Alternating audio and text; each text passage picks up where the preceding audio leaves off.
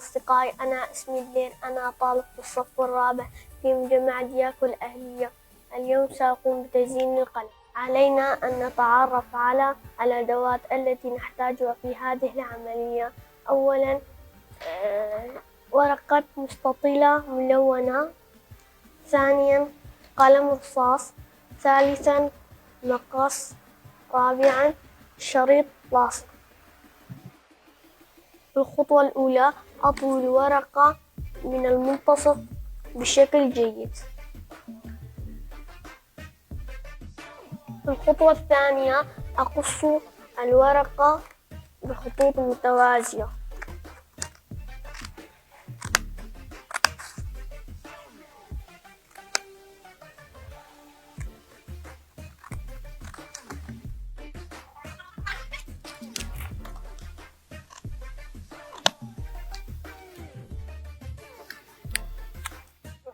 في الخطوة الثالثة أقص الشريط اللاصق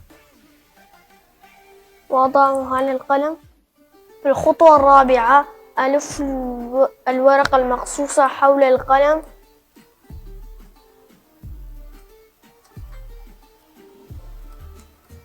في الخطوة الخامسة والأخيرة أبسط الورقة المقصوصة بيدي، فهكذا أحصل على شكل أشعة الشمس. فهكذا انتهينا، إلى اللقاء يا أصدقائي.